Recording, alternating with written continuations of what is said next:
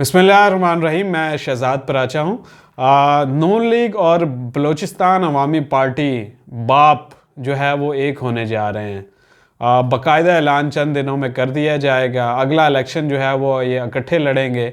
लेकिन नून लीग जो है और बाप के जो इकट्ठे होना, ये पाकिस्तानी सियासत में और जो निगरान हुकूमत है इस पे, इसकी निगरान हुकूमत की जो जानबदारी है उस पर बड़ा सवालात उठाएंगे कि जो काकड़ साहब हैं अब वो नून लीग के साथ शामिल भी हो जाएंगे। पहले पीटीआई के साथ शामिल थे, तो नून लीग के साथ शामिल होंगे तो वो कैसे एक निगरान जो है हुकूमत वो कर सकेंगे। निगरान हुकूमत का जो कॉन्सेप्ट है वो रह सकेगा।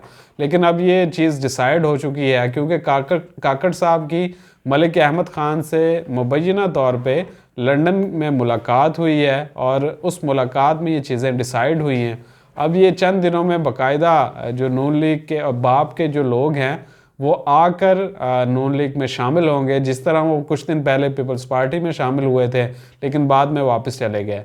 तो अब वो नून लीग में शामिल होंगे और अगला जो इलेक्शन है वो नून लीग के साथ मिलकर लड़ेंगे। तो ये सारा एक इंटरेस्टिंग गेम है कि बाप के पीछे कौन है। सबको पता है बाप के पीछे कौन है। नून लीग जो नवाज शरीफ साहब जर्नैलों के और जजों के एहतसाब की बात करते हैं, अब वो बाप के साथ मिलकर इलेक्शन लड़ना चाहते हैं। तो आप समझ जाएं कि वो अगला इलेक्शन जो है वो किस तरह लड़ना चाहते हैं। ये सारा क्लियर है। अगर तो पीपल्स पार्टी ने और पीटीआई को लड़ने का मौका मिला अगला इलेक्शन जो है, तो काफ़ी खुल के और लेवल प्लेइंग फील्ड मिलने के बाद लड़ने का मौका मिला, तो बाप और नून लीग हमें लगता है अगर टर्न आउट बहुत ज़्यादा हो गया तो ये यतीम ना हो जाएं। तो ये एक सिचुएशन है। लेकिन ये ये आपको कंफर्म बता रहे हैं कि अगला इलेक्शन जो है वो बाप और नून लीग जो है वो इकट्ठे लड़ेंगे।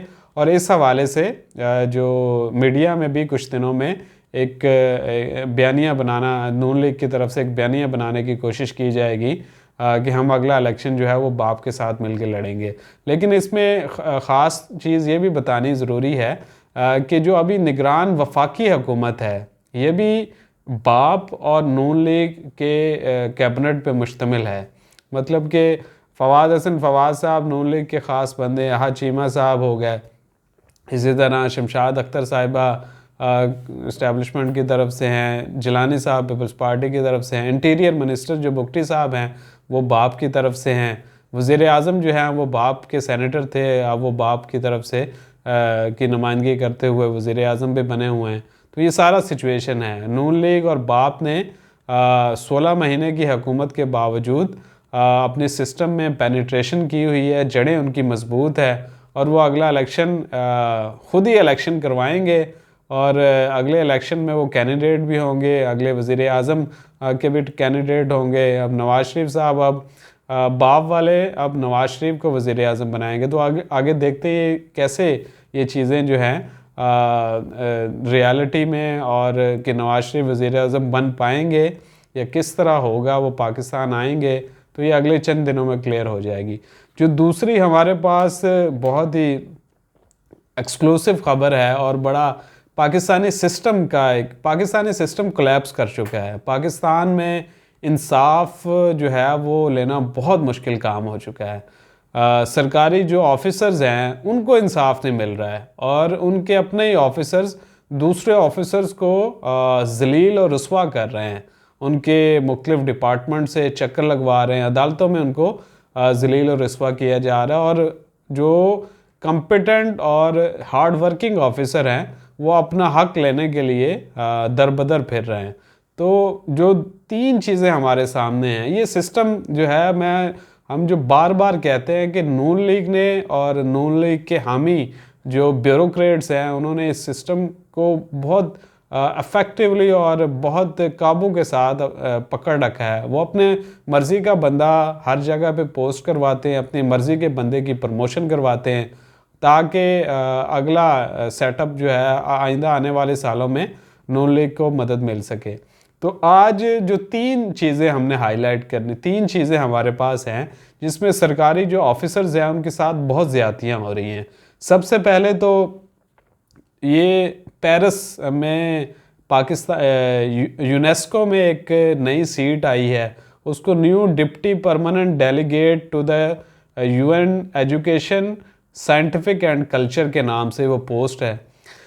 इस पोस्ट के लिए लम्स की तरफ से इश्तिहार आया और सरकारी जो ऑफिसर्स हैं वो इसके लिए एलिजिबल थे।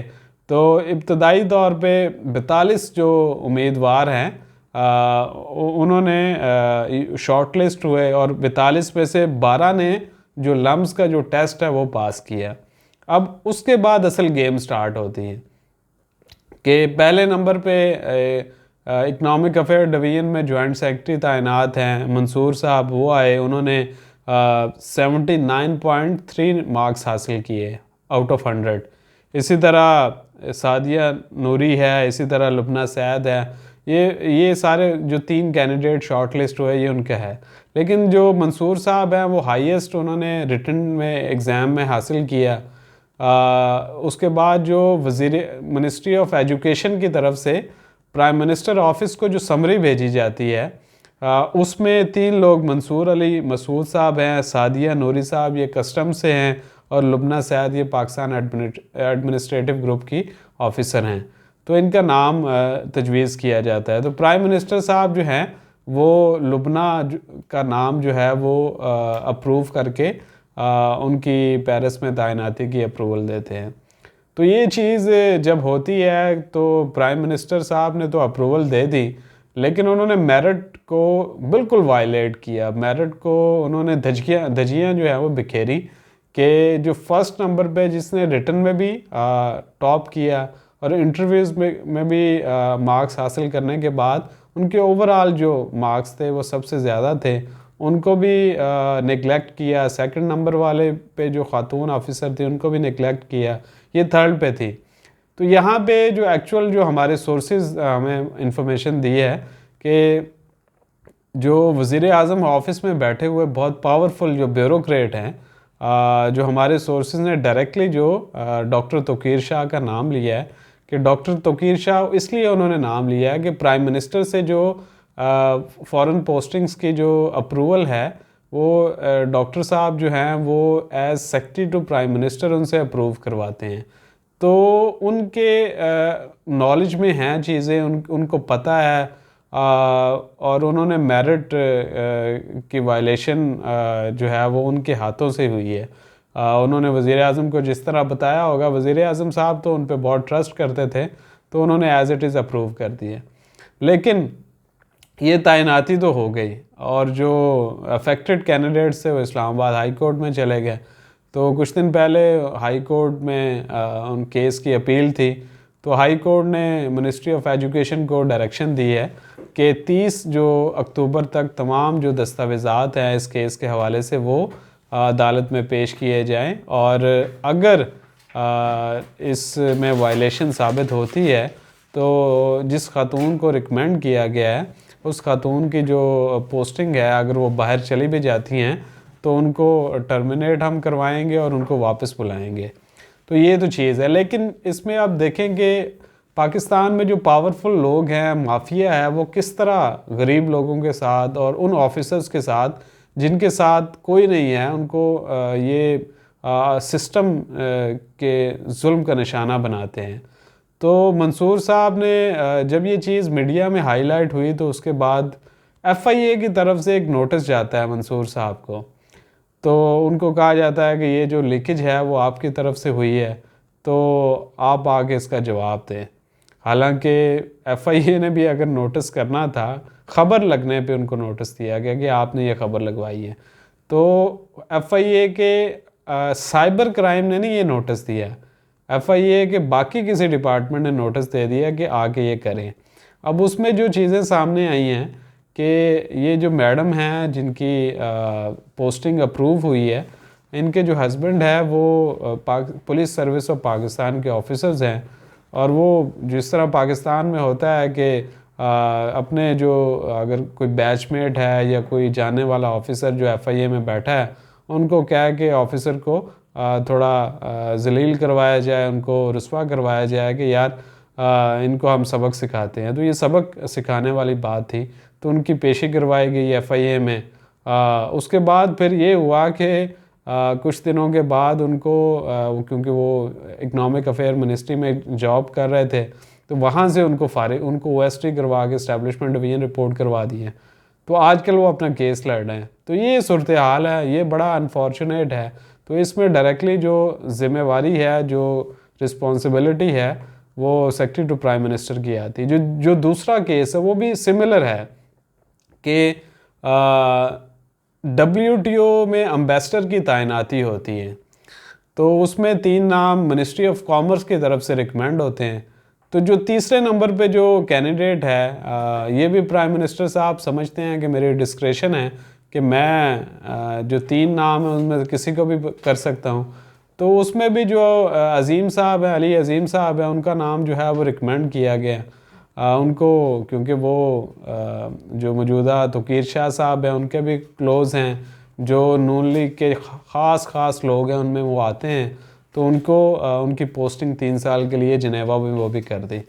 अब जो तीसरी चीज़ जो आ रही है वो ये आ रही है कि बैरून मुल्क जो पाकिस्तान के ट्रेड ऑफिसर्स हैं, ये मिनिस्ट्री ऑफ कॉमर्स इनको भी कंडक्ट करती है। अच्छा, इंटरेस्टिंग ये है कि रिटन टेस्ट इन्होंने क्लियर किए हैं, अब वो उनको इंटरव्यूज़ के लिए नहीं बुलाया जा रहा।